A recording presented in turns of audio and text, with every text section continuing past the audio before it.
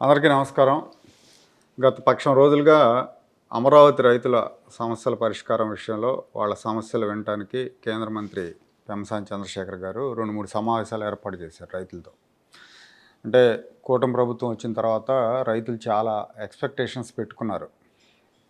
చంద్రబాబు గారు brain child Amaravati రాజధాని కాబట్టి, జగన్మోహన్ రెడ్డి దాన్ని నాశనం చేశాడు కాబట్టి, మళ్ళీ చంద్రబాబు గారు ముఖ్యమంత్రి అయితే ఇది జట్వేగంతో ఇక్కడ పనులు జరుగుతాయి, దూసుకుపోతుందని ఎక్స్పెక్ట్ చేశారు. కానీ 16 నెలల కాలం 17 నెలల కాలంలో ఎక్స్పెక్టేషన్స్ తగ్గట్టుగా ఆ వేగం కనపట్టలేదు. రైతుల్లో కొంత అసంతృప్తి, కొన్ని సమస్యల పరిష్కారం కాలేదు. దీన్ని అటెండ్ చేయడంలో ప్రభుత్వం వైపు నుంచి కానీ సిఆర్డీఏ వైపు నుంచి కానీ ఫెయిల్ అయ్యారని చెప్పాలి. సో ఈ నేపథ్యంలోనే, ఈ సందర్భంలోనే పెమ్మసాని చంద్రశేఖర్ గారు ఇష్యూని టేకప్ చేసినట్టు కనిపిస్తూ ఉంది. ఆయన రైతులతో మాట్లాడారు, 2-3 సమావేశాలు ఏర్పాటు చేశారు. ఈ సమావేశాల్లో అసలు రైతులకు ప్రధానంగా ఉన్న సమస్యలు ఏంటి అనేది కేంద్ర మంత్రి దృష్టికి వచ్చినట్టుంది. దాని గురించి మనతో మాట్లాడతారు ఈరోజు పెమ్మసాని గారు. డాక్టర్ గారు నమస్తే అండి. నమస్కారం సురేష్ గారు. మీరు ప్రధానంగా ఐడెంటిఫై చేసిన ప్రాబ్లమ్స్ ఏంటండి? ఇందులో 2 ఉన్నాయి సురేష్ గారు. ఒకటి, ఫస్ట్ నేను చెప్పాలనుకున్నది 98% ఆఫ్ ద పీపుల్కి ప్రాబ్లమే లేవు. అంటే 3,400 ఎకరాల 900 ఎంత ఉంటే కేవలం 700 ఎకరాల్లోనే ఇష్యూస్ ఉన్నాయి. ఈ ఇష్యూస్ 2 రకాలు. ఒకటి 10 మందికి అనిపించే సమస్య, ఒకటి కామన్ ప్రాబ్లమ్స్. రెండోది వ్యక్తిగత సమస్యలు.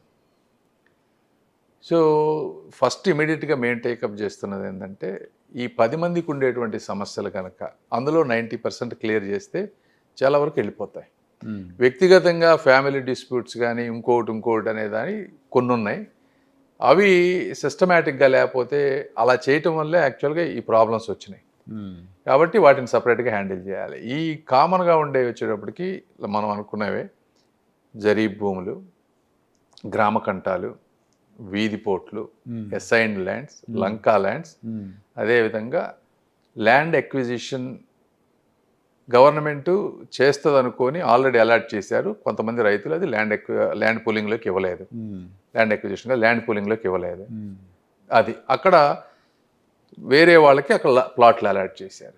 సో ఈ 5-6 ఇష్యూసే మెజారిటీ. ఈ 5-6ని సాల్వ్ చేస్తే మాకు ఎక్కువ వెళ్ళిపోతాయి. ఇవి కాకుండా చిన్న చిన్న ఏంటంటే, గ్రామాల్లో రోడ్లు వైడనింగ్ చేసినప్పుడు వాళ్ళు వెళ్ళిపోయిన వాళ్ళకి టీడీఆర్ బాండ్స్, స్ట్రక్చరల్ కాంపెన్సేషను, తర్వాత కొంతమందికి హెల్త్ కార్డ్స్ అని, పెన్షన్స్ అని, ఇవన్నీ రైతు కూలీలకి ఇవన్నీ చేశారు. అవి కొన్ని ఉన్నాయి. ఇవి చేస్తే 90% వెళ్ళిపోతాయి. అంటే గ్రామ కంటాలు అంటే స్పెసిఫిక్గా ఏంటండి అది సమస్య? ఇప్పుడు గ్రామ కంటాల్లో వీళ్ళు ఏం చేశారంటే, ఒక డిఫైన్డ్ బౌండరీ, ఇంతకుముందు హిస్టారికల్గా గ్రామ కంఠం ఎక్కడ ఉందో దాని వరకు డివైడ్ చేసి ఇచ్చేశారు. అంతవరకు సిఆర్డీఏ తీసుకోదు, మిగతాది మిగిలిన మొత్తం పూలింగ్కి ఇవ్వాలి.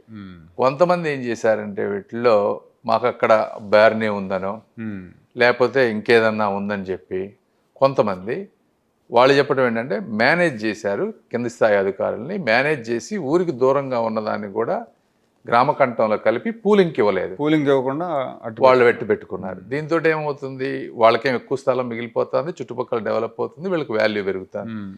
అది చూసి మిగిలిన వాళ్ళు వాళ్ళకి అలా ఇచ్చారు కదా, మాకెందుకు ఇవ్వరు అని అడుగుతున్నారు. వాళ్ళు చెప్పిన దాంట్లో వాస్తవం ఉంది. అదే అగైన్ ఇందులో ఏంటంటే 35 ఒక విలేజ్ లో 100 మీటర్లు ఇచ్చారు, మాకు 50 మీటర్లు ఇచ్చారు, సో మాకు కూడా 100 ఇవ్వండి అనేది కొన్ని. అందులో రకరకాల ఇష్యూస్ ఉన్నాయి. దీనికి 10 సెంట్లు వరకు ఒక డిస్టెన్స్, 10 నుంచి 25 సెంట్లు, 25 నుంచి 75, ఇట్లా కొన్ని రూల్స్ ఫ్రేమ్ చేశారు. పాయింట్ ఏంటంటే, ఈ రూల్స్ ఫ్రేమ్ చేసిన వాటిలో డీవియేట్ ఎవరైతే అయ్యారో ఎక్కువ మంది ఉండరు, 10-20 ఎకరాలే ఉంటుంది ఇది మొత్తం మీద. కాకపోతే ఆ 10-20 ఎకరాలని సాల్వ్ చేయాలంటే అవి సాల్వ్ చేయకపోతే మిగిలిన ఇప్పుడు వీళ్ళందరూ మాకు ఇవ్వమని అడిగేవాళ్ళు ఎక్కువ అయిపోయారు. ఇప్పుడు వీళ్ళకి ఇవ్వాలంటే మళ్ళీ పూలింగ్లోకి ఇచ్చిన మళ్ళీ ఆ ల్యాండ్ అంతా ఇవ్వాలి.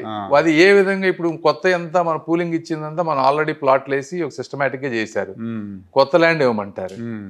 అది ఒకటి కష్టం, దానికి ఎండ్ లేదు. కాబట్టి అందులోకి వెళ్తే ఈ ప్రాబ్లం ఎప్పటికీ సాల్వ్ అవ్వదు. కాబట్టి ఎవరికైతే తప్పు జరిగిందో వాళ్ళ తీసేసి మిగిలిన వాళ్ళన్నీ కరెక్ట్గా రూల్స్ ప్రకారం ఇచ్చారా లేదా చెక్ చేసేస్తే ఈ ప్రాబ్లం సాల్వ్ ఇప్పుడు అవుతుంది. తప్పు జరిగిన దగ్గర కూడా కరెక్షన్ చేస్తాం. 100% చేస్తాం. ఇదే ఒకటికి నేను 4 సార్లు చెప్తా ఉన్నాను అందరికీ. తప్పు జరిగితే మాత్రం అయితే ఇందులో ప్రతిదీ ఇదే కాదు, జరీబు, ఇంకోటి ఏంటి జరీబు, డ్రై వెట్లాండ్, అది కూడా ఇంతే. వాళ్ళు ఏంటంటే కొన్ని కాలం మాది వెట్లాండ్, మేము ఇవన్నీ చేసుకున్నాం అని చెప్పారు. వీళ్ళు ఏమంటారు, కాదు అది వెట్లాండ్ కాదని కొంతమంది, వాళ్ళకి మీరు వెట్లాండ్ అని ఇచ్చారు, వాళ్ళకు 200 గజాలు అంత ఎక్కువ వస్తుంది, ఎక్స్ట్రా వస్తుంది, మాకు కూడా ఇవ్వమంటారు. ఎక్కడంటే అగైన్ ఇక్కడ కూడా ఏంటంటే కొంతమంది కింది స్థాయి అధికారులు తప్పు చేయటం వల్ల మిగిలిన వాళ్ళంతా మాకు కావాలనే దాంట్లోకి వచ్చారు. సో దీనికి ఈ రెండిటికి కేవలం ఒకటే మార్గం ఏంటంటే 100% ట్రాన్స్పరెంట్గా చేసి ఎవరైతే అనర్హులో వాళ్ళ తీసేస్తే ప్రాబ్లం పోతుంది. ఎవరైనా అర్హులు కనుక నిజంగా మిస్ అయితే ఇవ్వటం.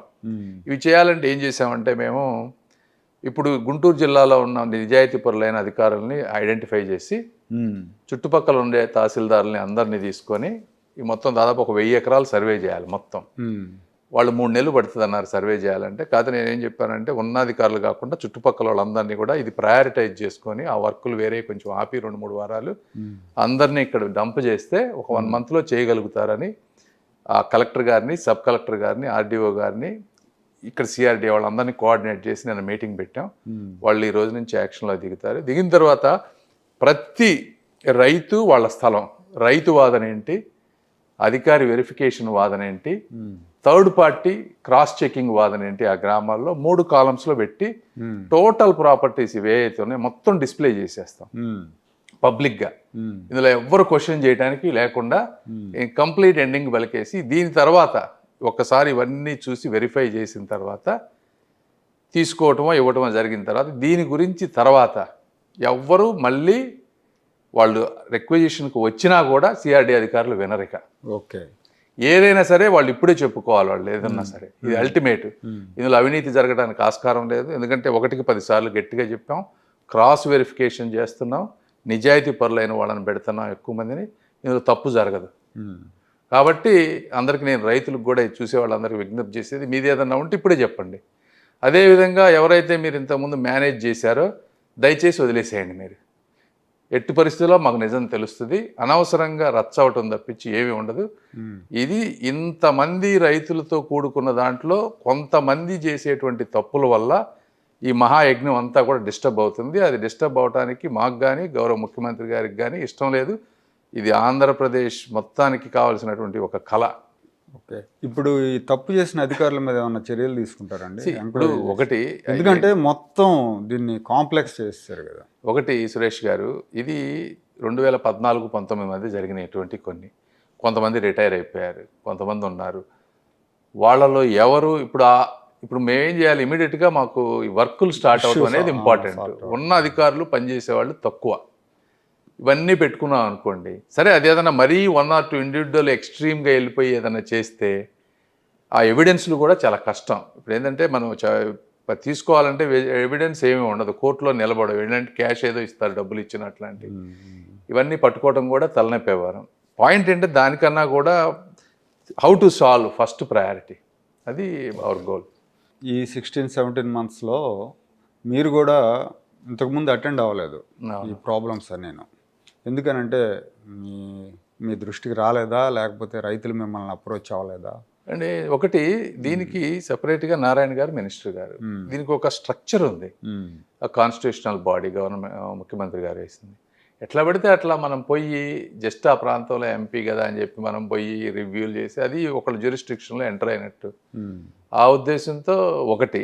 రెండోది, నిజంగా రైతులు కూడా నా దగ్గరికి రాలేదు. నా దగ్గరికి ఈ మధ్య ఒక 2-3 నెలల నుంచి వస్తూ ఉన్నారు, ఇట్లా మాకు ఇష్యూస్ సార్ట్ అవ్వ. వాళ్ళు కూడా ఏంటంటే ఫస్ట్ 6 నెలలు 1 year సాల్వ్ చేస్తారనే ఉద్దేశంతో వాళ్ళు కూడా పెద్దగా ఎవరి దగ్గరికి వెళ్ళినట్లేరు, లేదా ట్రై చేస్తున్నారు. కానీ నా దగ్గరికి నిజంగా అంత ఇష్యూస్ కూడా రాలా. ఎప్పుడైతే ఈ 2 నెలల నుంచి ఎక్కువైనాయో నేను కూడా 3-4 లెటర్లు రాసి ఇవన్నీ నా దగ్గరికి వస్తాయి, మీరు ఒకసారి చూడండి అని మా యూనివర్సిటీని పంపించాను. బట్ అయితే ఇక రోజుకి ఇంటెన్సివ్ అవుతున్నప్పుడు అప్పుడు ఇక తప్పనిసరి పరిస్థితుల్లో వెళ్ళి అందరం కూర్చొని సాల్వ్ చేయాల్సినటువంటి పరిస్థితి. బాబు గారు ఏదో 3 సభ్య కమిటీ అని మీరు ఎమ్మెల్యే నారాయణ గారు అన్నీ చూసుకుంటారని చెప్పి మొన్న మధ్య ఒక మీటింగ్లో చెప్పారు. అంటే ఇది ఒకటి కూడా గుర్తు, ఇక్కడ పాపం వాస్తవంగా నారాయణ గారు వాళ్ళు చాలా వర్క్ చేశారు దీని మీద. ఇక్కడ ఏమైందంటే ఇవి ఏదైతే కొంతమంది చేసిన తప్పులు ఉన్నాయో వాటిని ప్రాపర్గా కమ్యూనికేట్ చేయకపోవటం వల్ల కన్ఫ్యూజన్ ఏర్పడింది. వీటిని ఎలా సాల్వ్ చేయాలి, ఆ పాత గ్రామ కంఠాలు ఎవరైతే తప్పులు చేసి తీసుకున్నారో వాళ్ళని వెనక్కి తీసుకోవడం అంటే అది చాలా ధైర్యంతో కూడినటువంటి పని, అంత ఈజీ కాదు. మళ్ళీ వాళ్ళు ఒక విధంగా మీడియాకు ఒక డిఫరెంట్ యాంగిల్లో వెళ్ళొచ్చు, మాకేదో అన్యాయం జరిగిందని. ఇదంతా చేయాలన్నప్పుడు దాన్ని ఎలా చేయాలనే దాంట్లో కొంచెం లేట్ అవటం, అక్కడ కొద్ది దీనివల్ల ఇది అయింది. అందుకని మనం ఇది ఇట్లా చేయాల్సి వచ్చింది. కాబట్టి ఒకళ్ళకు ఇద్దరుంటే లోకల్ ఎమ్మెల్యే ఉంటే ఏమిటి, శ్రావణ్ కుమార్ గారు వాళ్ళకి కూడా తెలుస్తాయి ఎవరు చేసింది. ఆయన లోకల్ ఎంపీ, నేను ఉన్నాను అనుకోండి, ఆ భారం నారాయణ గారి మీద పడకుండా మేము తీసుకుంటాం ఆ భారం. ఆ ఉద్దేశంతో ముఖ్యమంత్రి గారు మనం కూడా ఇన్వాల్వ్ అయితే బాగుంటుంది అన్నారు. అందుకనే మేము ఈరోజు తీసుకున్నాం. అంటే యాక్చువల్లీ నారాయణ గారు అంత కమ్యూనికేటివ్గా లేరు రైతులతో అనేది. రెండోది ఏంటంటే సిఆర్డిఏ కమిషనర్ కన్నబాబు వ్యవహార శైలి కూడా బాగలేదు, రైతుల్ని చాలా అవమానకరంగా మాట్లాడుతున్నారు అన్న విమర్శలు ఉన్నాయండి. ఒకటి ఇప్పుడు నారాయణ గారిది ఇప్పుడు ఆయనకి యాక్చువల్గా అయితే ఇంత పెద్ద సిటీని నిర్మించాలంటే నా పర్సనల్ అభిప్రాయం దీనికి సపరేట్ ఒక మినిస్టర్ ఉండాలి. చాలా లార్జ్ స్కేల్ ఆఫ్ వర్క్ ఇది. ఎక్కడా ప్రపంచంలో ఈ విధంగా సిటీ నిర్మించింది అది బాబు గారు ఫాస్ట్గా అవ్వాలని. ఇక్కడ రైతుల ఆస్పిరేషన్స్ కూడా ఫాస్ట్. ఇక్కడ అన్ని ప్రాంతాల్లో అంత ఆస్పిరేషన్స్ కూడా ఉండవు.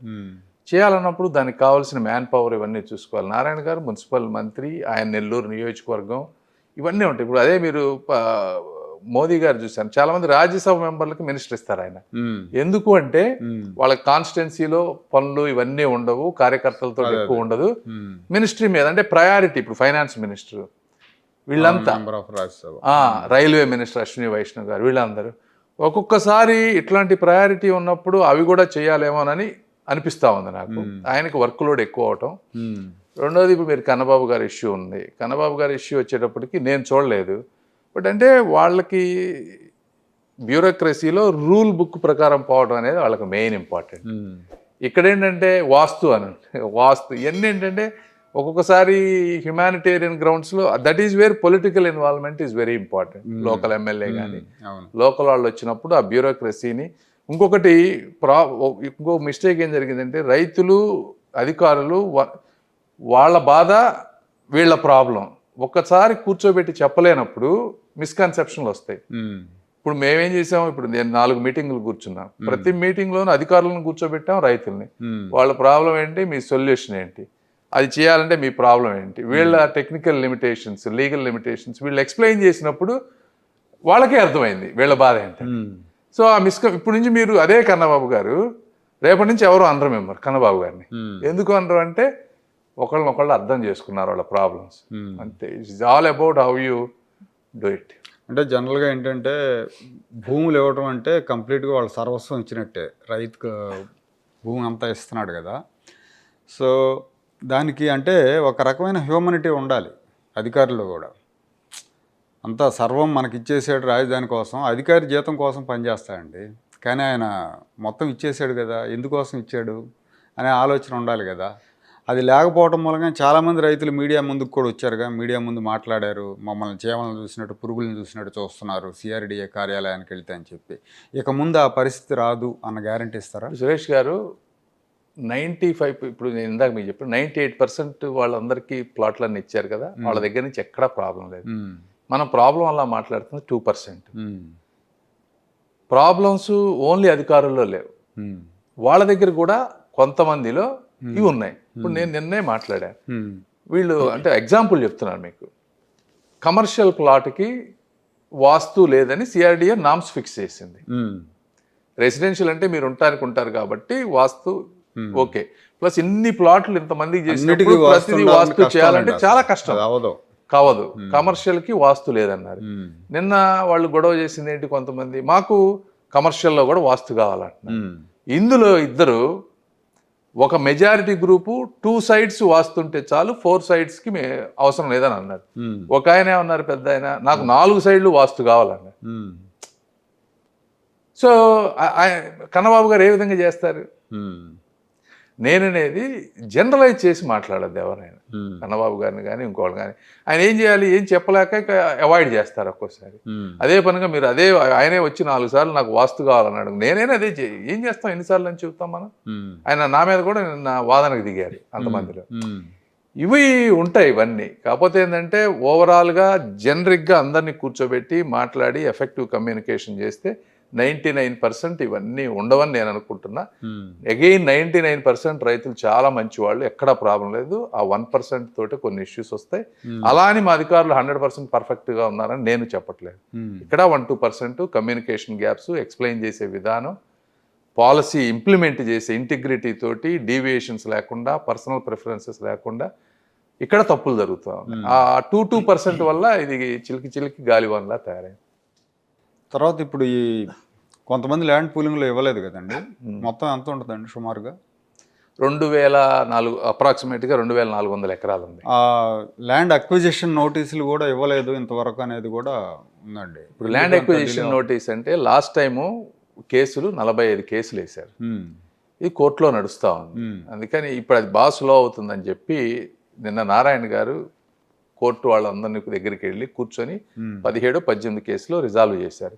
మిగిలిన 25 రేపు 3వ తారీఖున హియరింగ్, అంటే విత్డ్రా చేసుకుంటారు వీళ్ళు. ఆ విత్డ్రా చేసుకుంటే ఫ్రెష్గా ల్యాండ్ అక్విజిషన్కి వెళ్తారు. అది ప్రొసీజరల్ నామ్స్ ప్రకారం.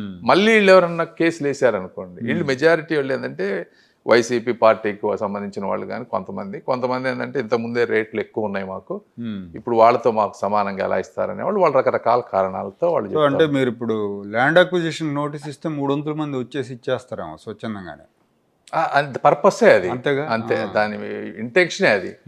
సో ఇప్పుడు ఇంకోటి, నేను కూడా వాళ్ళని సపరేట్గా కూర్చోబెట్టి ఒకసారి అందరితోటి మాట్లాడతాను, ఎమ్మెల్యే గారు కూడా మాట్లాడతాను అన్నారు.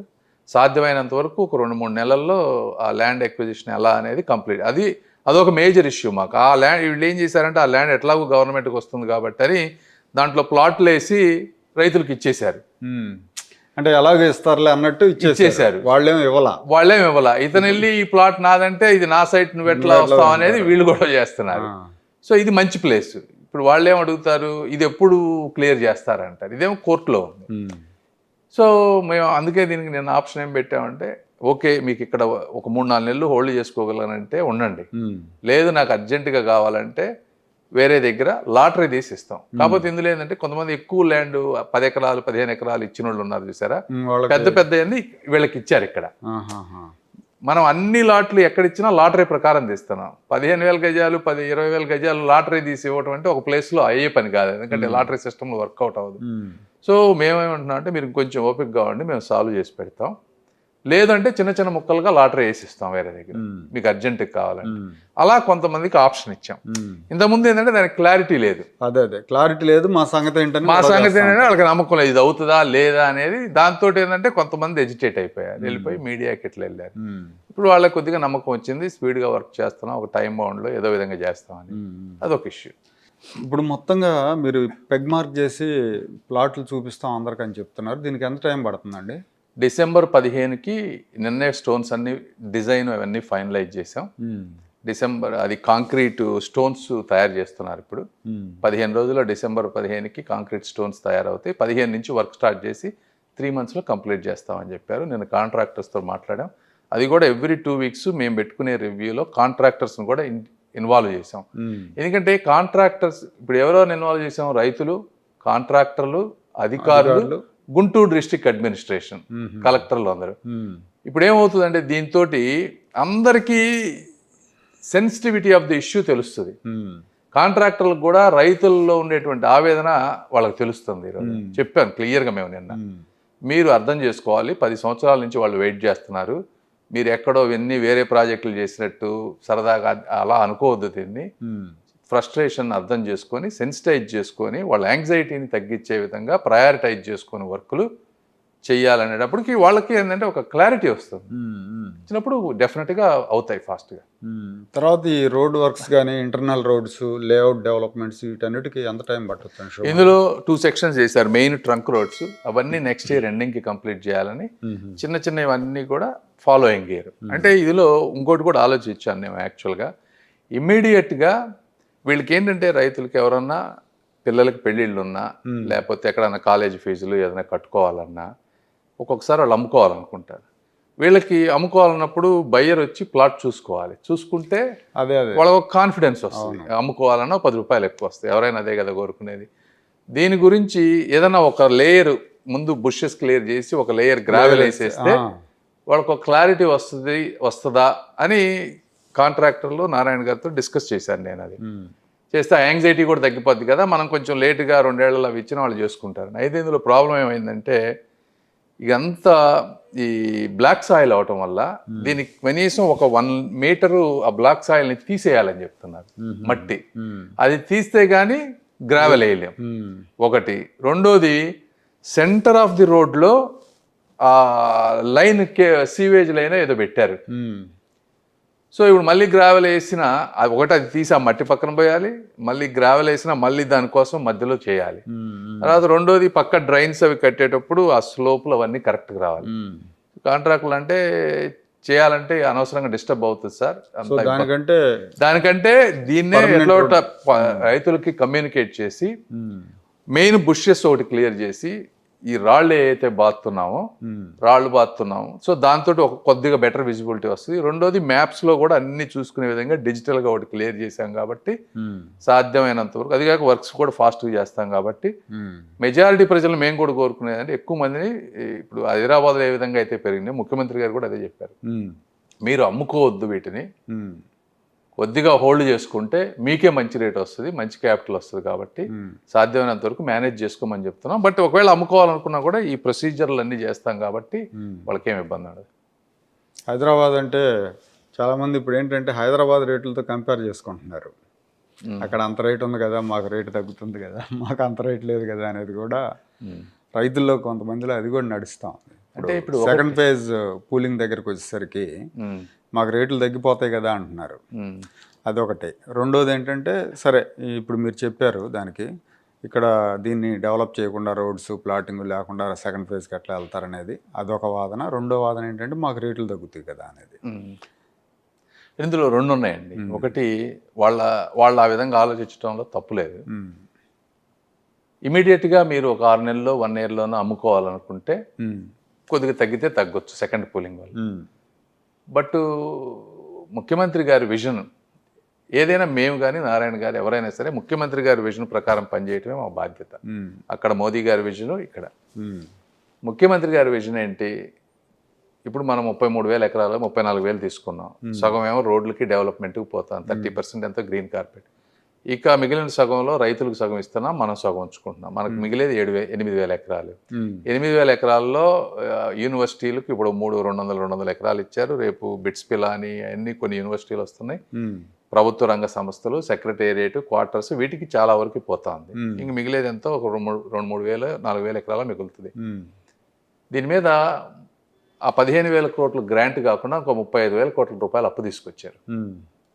ఈ రోజున గవర్నమెంట్ దగ్గర డబ్బులుండి ఈ వర్కులు చేయట్లా, అప్పు తీసుకొచ్చి చేస్తున్నాం. సస్టైనబుల్ సిటీ ఈ 3,000 ఎకరాలు కనీసం ఒక 20-30 కోట్ల రూపాయలు పెట్టి మనం అమ్మే విధంగా సంస్థలకు ఇచ్చే విధంగా చేయకపోతే ఈ అప్పు ఎవరు తీరుస్తారు? ఓకే, తీర్చలేదు. ముఖ్యమంత్రి గారు కూడా అదే చెప్తున్నారుగా, దీని మీద వచ్చే ఆదాయంతోనే దీని అప్పు తీర్చాలి.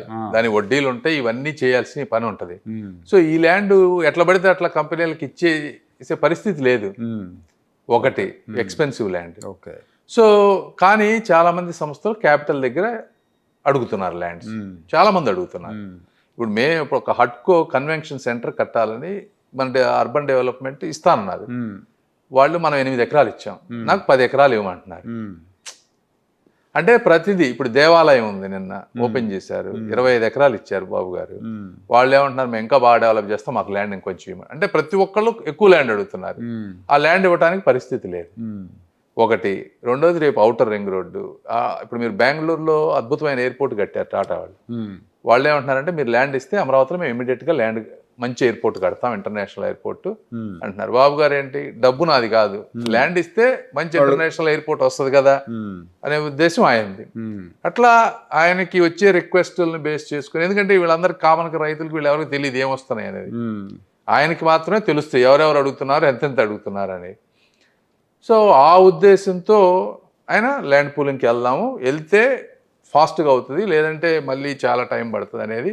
అవన్నీ వస్తే వీళ్ళకి కూడా ల్యాండ్ రేట్లు పెరుగుతాయి అనేది ఆయన ఉద్దేశం. బాగా పెరుగుతాయి. ఒకవేళ తాత్కాలికంగా 1 year కొంచెం తగ్గినా లాంగ్ టర్మ్లో బాగా పెరుగుతాయి, వాళ్ళకి బెనిఫిట్ వస్తుంది. వాళ్ళంత ముందు చూపుతూ చూడలేకపోతున్నారు, ఇది లేకపోవటం వల్ల వాళ్ళకి ఏదైతే వస్తున్నా వాళ్ళకి ఇన్ఫర్మేషన్ లేకపోవటం వల్ల అనే ఉద్దేశంతో ఆయన అదేంటంటే ప్రాపర్గా మనం ఇంకోసారి కమ్యూనికేట్ చేయాలి, చెప్పాలి. అదే చెప్తే అంత ప్రాబ్లం ఉండదు. అయితే హ్యావింగ్ సెడ్ దట్, నేను కూడా వాస్తవంగా బాబు గారికి 1-2-3 నెలలు టైం ఇవ్వండి సార్, ఈ ఇష్యూస్ అన్ని మేము క్లియర్ చేసి మీ విజన్ని ప్రాపర్గా కమ్యూనికేట్ చేస్తాం, చేసినప్పుడు ఈ అపోహలు అన్నీ తొలగిపోతాయి, వాళ్ళు కూడా చక్కగా ఇస్తారు, ఇవ్వడానికి ఏమి ఇబ్బంది లేదు, వాళ్ళ పాస్ట్ ఎక్స్పీరియన్స్ బేస్ మీద కొద్దిగా బాధపడుతున్నారు, అవి ఫిక్స్ చేద్దామని చెప్పాము. సరే టైము మనకి లేట్ అయిపోతుంది అనే ఉద్దేశంతో క్యాబినెట్లో కొంత ఏదో 15,000-16,000 ఎకరాల దాని గురించి డిస్కస్ చేశారు. బట్ బాబు గారికి ఐడియా ఉంది, రైతులతోటి వాళ్ళందరితోటి వాళ్ళకున్నటువంటి మిస్ఇన్ఫర్మేషన్ని కమ్యూనికేట్ చేసే బాధ్యత లోకల్ ఎమ్మెల్యే గారిది, నాది, నారాయణ గారిది. మేమందరం కమ్యూనికేట్ చేసి సాధ్యమైనంత వరకు ముఖ్యమంత్రి గారి విజన్ని ముందు తీసుకువెళ్ళే విధంగా వర్క్ చేస్తాం. ఇప్పుడు అదే 2వ విడత గ్రామాల్లో రైతులు అభిప్రాయం ఎట్లా ఉందండి? వాళ్ళు ఏమన్నా మీతో టచ్లోకి వచ్చారా?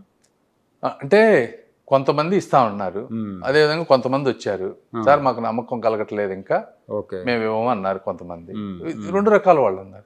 అదే ఎందుకు లేదు అనే దానికి ఇదే ఉదాహరణ. ఏదైతే ఇప్పటి వరకు జరిగిన ఎక్స్పీరియన్స్లు కానీ వాళ్ళతోటి కొంచెం ఇదిగా ఉంది, అమ్మ మీతో మేము మాట్లాడతాం, కమ్యూనికేట్ చేస్తాం, ఒక్కసారి మేము కూర్చొని మాట్లాడిన తర్వాత. అందుకే నేను అడిగేది, ఈ 2-3 నెలల్లో మేము ఇవన్నీ కనుక క్లియర్ చేస్తే నమ్మకం ఇదేదంటే ఏం చేసినా నమ్మకం లేకపోవడానికి ఏంటంటే గత 17 నెలలుగా జరిగిన వర్క్ పేస్ లేదు. కరెక్ట్ కాదు సురేష్ గారు. అది ఇప్పుడు వరల్డ్ బ్యాంకు పేస్ కావాలంటే డబ్బు కావాలి వర్క్ చేయాలంటే. ఇదేది 1000 కోట్లు 1500 కోట్ల రూపాయలతో చేసేది కాదు. 50,000 కోట్ల రూపాయలు వర్కులు ఇచ్చారు ఈ రోజున. 50,000 కోట్ల రూపాయలు ఎక్కడి నుంచి వచ్చినాయి మనకి? వరల్డ్ బ్యాంకు లేకపోతే వేరే వాళ్ళు లోన్లు ఇవ్వాలి. లోన్లు ఇవ్వాలి అంటే వాళ్ళకు ఒక ప్రొసీజర్ ఉంటుంది. అసలు ఏం చేస్తున్నారు, డిపిఆర్లు, ప్రాజెక్ట్ రిపోర్ట్లు, ఎంత ఖర్చు అవుతుంది, వెరిఫికేషన్లు, ఇవన్నీ చేసి ఇచ్చింది ఇప్పుడు మన డిసెంబర్లో చేసి ఇచ్చారు వాళ్ళు. మనకి జనవరిలో క్లారిటీ వచ్చింది. తర్వాత టెండర్లు పిలవాలి కదా, గవర్నమెంట్ నామ్స్ ప్రకారం టెండర్ కాల్ ఫర్ చేశాక 45 రోజుల నుంచి 60 రోజులు టైం ఇవ్వాలి కదా. టెండర్లు వచ్చిన తర్వాత టెక్నికల్ బిడ్ వాళ్ళు చేయగలరా లేదా, వాళ్ళ financial capability, financial bids open చేయాలి. ఈ ప్రాజెక్ట్ కాదు, మేము రైల్వే ప్రాజెక్టులు చేస్తాం, ఏదైనా అదంతా 5-6 నెలల ప్రాసెస్. యాక్చువల్గా జూన్ జూలైకి వర్కులు స్టార్ట్ అవ్వాల్సిన పరిస్థితి ఇది. ఏమైంది, 4 నెలలు విపరీతమైన ఎప్పుడు చరిత్రలో లేనంత వర్షాలు పడ్డాయి. ఈసారి పడ్డాయా లేదా? 3-4 నెలలు. అది అసలు నల్లరేగడి నేల. అక్కడ వర్షాలు పడితే ఒక్కటి కూడా వెళ్ళే పరిస్థితి ఆరవు. తర్వాత ఇక్కడ ఆంధ్రాలో లేబర్ షార్టేజెస్ చాలా ఉన్నాయి. వీళ్ళు కాంట్రాక్టర్లు అందరూ వేరే ప్రాంతాల నుంచి లేబర్ని తెచ్చుకోవాల్సినటువంటి పరిస్థితి ఈ రోజున మాస్గా. ఈ వర్షాలు పడి వాళ్ళు వర్క్ చేయలేక, లేబర్ ఉండలేక, ఇవన్నీ చాలా ప్రాబ్లమ్స్. వీళ్ళందరినీ తెచ్చుకొని ఇప్పుడు చూడండి మీరు, గత 2-3 నెల నుంచి ఎంత ఫాస్ట్గా వర్కౌట్ అవుతుందో. నారాయణ గారు వీళ్ళంతా కూడా చూస్తే, నిన్న పొద్దున్న 8ంటికి మీటింగ్ పెడదామంటే, ఎందుకు అంత పొద్దున్నే 8ంటికి వస్తారా మీరు అన్నా నేను. అంటే లేదు సార్, మేము 6 నుంచి నైట్ 11 వరకు వర్క్ చేస్తాం అన్నారు. ఆ విధంగా వర్క్ చేస్తున్నారు ఎక్కడికక్కడ. డెఫినెట్గా మీరు ఒక మంచి ప్రోగ్రెస్ ఫాస్ట్గా చూస్తారు ఇప్పటి నుంచి. ఓకే. తర్వాత ఈ రైతుల్లో 3-4 అసోసియేషన్లు ఉన్నాయి. తర్వాత కొంతమంది ఎమ్మెల్యేకి దూరంగా ఉన్నారు. ఎమ్మెల్యే గారు మీ మీటింగులకు కూడా, రైతుల మీటింగులకు కూడా తనకు అనుకూలమైన వాళ్ళని పిలుస్తున్నారు, దాని మూలంగా ఏకాభిప్రాయం వచ్చింది అనుకుంటున్నారనే ప్రచారం కూడా జరుగుతూ ఉందండి. ఇప్పుడు ఈ చుట్టుపక్కల అన్ని గ్రామాల్లో కూడా 2 వర్గాలు ఉంటాయి. ఒకటి తెలుగుదేశం, ఇంకోటి ఆపోజిట్. తెలుగుదేశం పార్టీలో కానీ అవతల పార్టీలో మళ్ళీ ఇంకో 2-3 వర్గాలు ఉంటాయి. వర్గాలు అనేవి సహజం. అయితే ఆ వర్గాలన్నింటినీ కలుపుకొని వెళ్లాల్సిన బాధ్యత కూడా ప్రజాప్రతినిధులపై ఉంటుంది. మేమేం చెప్పామంటే, ఎమ్మెల్యే గారికి అన్ని గ్రామాల్లో ఉన్న వర్గాలు నాకు తెలియదు, మా టీము ఎమ్మెల్యే గారితో మీరు అందరినీ కలుపుకొని అందరినీ తీసుకురండి అని చెప్తాం. ఒక్కొక్కసారి ఆయనకుండే ఇబ్బంది ఏంటంటే, గ్రామాల్లో మెజారిటీ వర్గం మైనారిటీ వర్గం అని ఉంటుంది. 70% ఒకవైపు ఉంటారు, 20-30% ఒకవైపు ఉంటారు. ఈ 70% వాళ్ళు ఏం చేస్తారంటే, వాళ్ళని ఎందుకు పిలుస్తారు, వర్క్ అంతా చేసేది మేం కదా మీకు, వాళ్ళని మమ్మల్ని మీరు సమానంగా చూస్తే ఇంక మేమెందుకు చేయాలని వాళ్ళు ఎమ్మెల్యే గారి మీద ఒత్తిడి తెస్తారు. ఇది ప్రాక్టికల్గా గ్రౌండ్లో జరిగేటువంటి పరిస్థితి. వాళ్ళేమనుకుంటారు, ఎమ్మెల్యే గారు మమ్మల్ని పిలవట్లేదా, లేకపోతే ఎంపీ గారు మమ్మల్ని పిలవట్లేదు అనుకుంటారు. ఇవన్నీ ఏంటంటే కాంప్లికేటెడ్ ఇష్యూ. నేను కూడా ఒకసారి అందరితోటి అయితే ఎమ్మెల్యే గారికి కానీ మాది కానీ బాధ్యత, ఇది గ్రామ సమస్య కాదు, ఇది రాష్ట్రానికి సంబంధించినటువంటి విషయం. అన్ని వర్గాల వాళ్ళని కలుపుకొని వెళ్లాల్సిన బాధ్యత మాది. ప్రతి వర్గం నుంచి ఒకళ్ళు ఇద్దరిని తీసుకొని వచ్చే విధంగా అది నేను కూడా కోఆర్డినేట్ చేయాలి. ఇప్పుడు నాకు 2 వారాల నుంచి నేను ఇన్వాల్వ్ అయ్యాను. నాకు 2 మినిస్ట్రీస్, గుంటూరు పార్లమెంటు చాలా ఉన్నాయి. వీటితో పాటు ఇప్పుడు దాదాపు 15 గంటలు నేను కూర్చున్నా ఏదైతే కానీ రైతులతోటి. అన్నీ కూడా 100% టక్కన అయిపోవు. 1-2 వీక్స్లో దానికి కూడా సిస్టమేటిక్ చేసి ఎవరిని పిలవాలి ఏంటనేది ప్రతి సమావేశానికి దానికి కూడా ఆర్గనైజ్ చేస్తాం. తర్వాత ఈ అమరావతి ఇష్యూకి వచ్చేసరికండి, కంపెనీలు అంటే ప్రభుత్వ కార్యాలయాలు ఏర్పాటు చేస్తున్నారు, యూనివర్సిటీలు వస్తున్నాయి. సేమ్ టైం ఏంటంటే ఉపాధి ఉద్యోగ అవకాశాలు కల్పించే ప్రైవేట్ సంస్థలు అమరావతికి ఇంతవరకు ఏం రాలేదు. ఐటీ కంపెనీలన్నీ వైజాగ్ అటు పెడుతున్నారు. ఆటోమొబైల్, ఎలక్ట్రానిక్స్ అంతా కూడా తిరుపతి, రాయలసీమ ఏరియాల్లో పెడుతున్నారు. సో ఇక్కడ ఉపాధినిచ్చే అవకాశాలు లేకుండా దీన్ని ఒక మహానగరంగా చంద్రబాబు నాయుడు గారు ఎలా డెవలప్ చేస్తారు అనేది ఒక ప్రశ్న అండి. ఇప్పుడు ఒకటి మీరు గుర్తుపెట్టుకోవాల్సింది, బాబు గారి పరిస్థితి ఏంటంటే, అన్నీ ఇక్కడ పెడితేనేమో రాయలసీమ అటు సైడ్ వాళ్ళు అంతా అమరావతిలో పెడుతున్నారు, మాకేం పెట్టట్లేదు అంటారు. అక్కడ కొన్ని పెడితేనేమో అక్కడ తీసుకెళ్తున్నారు, మాకు ఓన్లీ క్యాపిటల్ ఇస్తే ఎట్లా అని ఇక్కడ అంటారు. ఇవన్నీ ఏంటంటే ఒక సంవత్సరంలో మొత్తం ఇక్కడ అక్కడ డెవలప్ అవ్వాలనేటువంటి కాన్సెప్ట్. అది కాదు ఇక్కడ విషయం. ఇప్పుడు ఇక్కడ ఎన్ని వస్తున్నాయి, యూనివర్సిటీలు వస్తున్నాయి, 4-5 యూనివర్సిటీలు. ఒక్కొక్క యూనివర్సిటీలో 10 నుంచి 15,000 మంది పిల్లలు ఉంటున్నారు. ఇండైరెక్ట్ జాబ్స్, ఫ్యాకల్టీ జాబ్స్ బోల్డ్ అంతా. అక్కడ ప్రాపర్గా మాల్స్ అన్నీ మనం కడితే వాళ్ళకి కావాల్సిన అద్భుతమైన ఎంప్లాయ్మెంట్ వస్తుంది. గవర్నమెంట్ ఇన్స్టిట్యూషన్స్ ఏంటంటే దాదాపు 16 సంస్థలు బ్యాంకులు తీసుకొచ్చారు. ఎంత ఎంప్లాయ్మెంట్ వస్తుందండి ప్రతి డైరెక్ట్ ఎంప్లాయ్మెంట్కి? యాక్చువల్లీ అవి కొత్తవి కాదు కదండి. ఇప్పుడు ఆల్రెడీ విజయవాడలోనే ఎక్కడో అద్దె భవనాల్లో ఉన్నారు. వాళ్ళు ఎక్కడ ఉన్నారు, అక్కడ ఉన్నారు కదా. ఇప్పుడు వాళ్ళందరూ అక్కడికి వచ్చి ఉంటారంటే వాళ్ళకి కావాలి కదా సోషల్ ఇన్ఫ్రాస్ట్రక్చర్. ఒకటి ఇవన్నీ కాకుండా ఎంప్లాయ్మెంట్ జనరేషన్ చేయడానికి కూడా ల్యాండ్ పెట్టారు. అందులో ఎలక్ట్రానిక్స్ సిటీ అని ఒకటి ఉంది, మీరు చూడండి. ఇప్పుడు క్వాంటమ్ వ్యాలీ అనేది ఉంది కదా, క్వాంటమ్ వ్యాలీకి చుట్టూ వచ్చేటువంటి సపోర్టివ్ ఐటీకి సంబంధించినవి కదా, అవేం వేరే కాదు కదా. ఇవన్నీ కాకుండా డెఫినెట్గా అదే మీకు చెప్పేది, బాబు గారికి తెలిపి నేను ఆస్ట్రోఫిజిక్స్ ఒకటి ప్లానెటేరియం తీసుకొచ్చారు ఇక్కడ. అలాంటివి సైన్స్, ఇట్లాంటి ఎడ్యుకేషన్ రిలేటెడ్ చాలా వస్తూ ఉన్నాయి. ఇవన్నీ వచ్చినప్పుడు వస్తాయి. ఇంకా అప్పటికి కూడా సాటిస్ఫై లేకపోతే ల్యాండ్ ఉంది, కొంత పార్ట్ ఆఫ్ ఐటీని ఈ విధంగా ఇక్కడికి ఏమైనా తీసుకొచ్చే విధంగా మాస్టర్ ప్లాన్లో చూసి ఒకసారి బాబు గారితో మేము కూడా డిస్కస్ చేస్తాం అలాంటి మిస్కాన్సెప్షన్స్ ఉంటే. కమింగ్ 6 monthsలో మీ అంటే టార్గెట్స్ ఏమైనా పెట్టుకున్నారో, అమరావతి ప్రోగ్రెస్ ఎంతవరకు, ఏ పనుల వరకు కంప్లీట్ చేస్తారు మీరు అనేది? ఇప్పుడు అంటే నేను అన్నిట్లో ఇన్వాల్వ్ అవ్వలేదు. మే జూన్ వరకు మంచిగా పనులు జరగడానికి అవకాశం ఉన్న కాలం. జూన్ తర్వాత మళ్ళీ వర్షాలు వస్తాయి కాబట్టి ఈ లోపు ఏమేం చేయొచ్చు? ఇందాక చెప్పారు కదా మీరు, ప్లాట్స్ అన్ని కూడా రాళ్ళు వేయించేసి పొజిషన్స్ చూపిస్తాం అందరికని. ఇప్పుడు నేను ఇప్పటివరకు ఇన్వాల్వ్ అయింది సమస్యలు ఎక్కడ ఉన్నాయో వాటి మీద ఇన్వాల్వ్ అయ్యి, కంప్లీట్ టైమ్ లైన్స్ అవన్నీ నేను ఇంకా అక్కడ వరకు వెళ్ళలేదు. ఇట్స్ లార్జ్ ప్రాజెక్ట్, నారాయణ గారు చూస్తున్నారు. మేము నెక్స్ట్ 6 monthsలో 25 గ్రామాల్లో 29 ఉన్నాయి. మొత్తం 29 గ్రామాలకి కావాల్సినటువంటి basic infrastructure, water, new pipe lines, under ground drainage, storm water drainage, sanitation, roads, electric lights ఒక 5-6 తీసుకొని అవన్నీ డిపిఆర్స్ చేపిస్తున్నాం. ఆ డిపిఆర్ ఈ మంత్ ఎండింగ్కి వస్తుంది. అయిపోయిన వెంటనే January 1st దానికి ఫ్రెష్ కాంట్రాక్టర్స్ అక్కడ ఎవరైతే డెవలప్ చేస్తున్నారో ఆ కాంట్రాక్ట్ January 1st నుంచి 6 monthsలో వాళ్ళు కంప్లీట్ చేస్తారు. విలేజెస్కి కావాల్సినటువంటి కోర్ ఇన్ఫ్రాస్ట్రక్చర్ అది ఒకటి నేను చేసిన. ఇప్పుడు ఆ రాళ్ళు బాతటం అది ఇవ్వటం అనేది లేఅవుట్లో అది కూడా నెక్స్ట్ 3 monthsలో చేస్తాం. ఇవి కాకుండా సోషల్ ఇన్ఫ్రాస్ట్రక్చర్, బరియల్ గ్రౌండ్స్ అంటే ఇంతకుముందు ఆల్రెడీ ఉండి కొత్తగా వాళ్ళకి అప్గ్రేడ్ అవ్వాల్సిన వాళ్ళు ఇంతకుముందు లేనివి, సో అలాంటివి. కమ్యూనిటీ హాల్స్ కొన్ని ఉన్నాయి. అది నెక్స్ట్ టాపిక్ తీసుకుంటున్నాం నెక్స్ట్ రివ్యూలో. ఆ సోషల్ ఇన్ఫ్రాస్ట్రక్చర్ కూడా ఒక 6 నెలల నుంచి చేయాలనేది ఆ గ్రామాల వరకు. సిఆర్డిఏకి సంబంధించినవన్నీ కూడా నా దగ్గర ఇప్పుడు టైం లైన్ లేదు. అది మీకు కావాలంటే నేను తర్వాత ఒకసారి అది అందులో నేను ఇన్వాల్వ్ అయితే అప్పుడు అప్డేట్ చేస్తాను. ఇంకా అంటే థర్డ్ ఫేజ్ కూడా ఉంటుంది ఈ ల్యాండ్ పూలింగ్ అని మొన్న 2-3 రోజులుగా చెప్తున్నారు. చంద్రబాబు గారు సెకండ్ ఫేజ్ ఉంది అని చెప్పిన తర్వాత దీంతో ఆగరు, ఆయన థర్డ్ ఫేజ్కి కూడా వెళ్తారు, 3వ విడత పూలింగ్ కూడా ఉంటుందని చెప్పి అంటున్నారు. ఒకటి థర్డ్ ఫేజా ఫోర్త్ ఫేజా అమౌంట్ అనేది ఇప్పుడు జనరల్గా ఏంటంటే మన స్టేట్లో ఉన్నంత మొమెంటం వేరే స్టేట్స్లో ఎక్కడా లేదు. ఇప్పుడు మోదీ గారు కానీ సెంట్రల్ గవర్నమెంట్ కానీ ఎక్కడైనా సరే ఎక్కడ action creates momentum creates success. అది ఈ రోజున యాక్షన్ ఇక్కడ ఉంది, యాక్షన్తో పాటు మొమెంటం వస్తుంది. స్ట్రైట్గా చూసుకుంటే వస్తుంది. వచ్చినప్పుడు ఎంతమంది ఈ ప్రాంతానికి వచ్చి ఏం అడుగుతారు అనేది అది వారికి, లోకేష్ గారికి, ఇక్కడ ఉన్న వాళ్ళకే తెలుస్తుంది. నాకు కూడా నా దగ్గరికి వచ్చి 4-5 నేను పంపిస్తాను తప్పించి ఐఎమ్ నాట్ మొత్తం నాకు తెలియదు, వాళ్ళకే తెలుస్తుంది.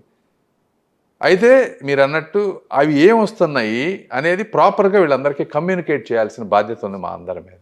అది మేము కూడా అది ఒకసారి కోఆర్డినేట్ చేసుకొని అక్కడ మిస్ అవుతున్నాం, అది ప్రాపర్గా కోఆర్డినేట్ చేసుకుంటే ఏం డెవలప్మెంట్ అయితే ఎవరైనా కూడా అందరూ హ్యాపీయే కదా. అది ప్రాపర్ కమ్యూనికేషన్, టైం లైన్స్ పెట్టి ఏదైతే చెప్పామో అది మనం గనక గ్రౌండ్ మీద కనుక చూపిస్తే ఎవరైనా డెవలప్మెంట్ కోరుకునే వాళ్ళు కాబట్టి వాళ్ళకే పెరుగుతాయి కదా. ఇప్పుడు ఈరోజు 10 లక్షలు ఉండే ల్యాండ్ 5-6 కోట్లు అయిపోయింది కదా. ఎక్కడ వస్తుంది? అది చాలా అదృష్టం ఒక ప్రాంతానికి క్యాపిటల్ రావటం. ఈ విధంగా అదేదో చరిత్రలో ఎన్నో పుణ్యాలు చేసుకుంటే తప్పించి ఆ రేటు 10-20 లక్షలు ఉండేది 5 కోట్లు అవ్వదు. ఏదో ఒక సంవత్సరం లేట్ అయితే అవ్వచ్చు. ఏ బిజినెస్ చేసినా ఏ బిజినెస్ అంత రాదు. లక్షాధికారులుగా ఉండేటువంటి రైతులంతా కూడా ఈ రోజున కోటీశ్వరులు అయ్యారు. ప్రపంచంలో అతి తక్కువ, దట్ ఈజ్ వాట్ సంపద సృష్టి అంటే. కాబట్టి ఆ కమ్యూనికేషన్ గ్యాప్స్ లేకుండా ప్రాపర్గా చేస్తే 3 అవ్వచ్చు, 4 అవ్వచ్చు, 5 అవ్వచ్చు, అది వేరే విషయం. అది ఓకే. అయితే మీరు ఇంకా కమింగ్ డేస్లో ఎవ్రీ వీక్ 2 వీక్స్కి ఒకసారి రైతులతో మీటింగ్స్ అవి పెట్టుకుంటారా? అట్లా అంటే ఇప్పుడు నా దగ్గర ఒక 20 సమస్యలు ఉన్నాయండి. ఈసారి 20 సమస్యలు కంప్లీట్ అయ్యే వరకు ఎవ్రీ 1 to 2 వీక్స్కి పెట్టుకుంటాను. అవసరమైతే ఢిల్లీ నుంచి నాకు ఇప్పుడు పార్లమెంట్ సమావేశాలు ఉన్నాయి నెక్స్ట్ 3 వీక్స్. ఓన్లీ సాటర్డే సండేనే రాగలను కుదిరితే. అది కూడా సో కొంచెం స్లోగా ఉంటుంది. కాకపోతే అంతా ఎక్కడికక్కడ వర్క్ డెలిగేట్ చేశాం కాబట్టి అంత వర్క్ చేయాలి. వాళ్ళు వర్క్ చేసి డేటా ఇస్తేనే నెక్స్ట్ డెసిషన్ మేకింగ్. ఈ సమస్యలు అయిపోయే వరకు డెఫినెట్గా 1 to 2 వీక్స్ కూర్చొని 3 monthsలో ఇవన్నీ చేసేస్తాం. అందులో డౌటే లేదు. మీకు 3 to 4 monthsలో అన్నీ క్లియర్ అయిపోతాయి. ఇంకా అయిపోయిన తర్వాత ఇంకా నెక్స్ట్ ఏంటంటే జస్ట్ అమరావతి డెవలప్మెంట్ ఎగ్జిక్యూషన్. దానికి ప్రస్తుతానికి నేను ఇన్వాల్వ్ అవ్వలేదు. అది ఒకసారి బాబు గారు ఫార్మర్స్ ఇష్యూస్ వాటి పరిష్కారం ప్రాబ్లం సాల్వ్ చేసి, ఒకవేళ నారాయణ గారికి అవసరం హెల్ప్ కావాలన్నా అయితే బాబు గారు చెప్పినా వెళ్తాను తప్పించి అన్నిట్లో నాకు టైం కూడా సరిపోదు. ఓకే. ఇప్పుడే నాకు నిద్రపోవడానికి తప్పించి టైం లేదు. ఎక్కువ కూడా అన్నిట్లో కూడా నేను కూడా చేయలేను. ఓకే అండి, రైట్. Thank you.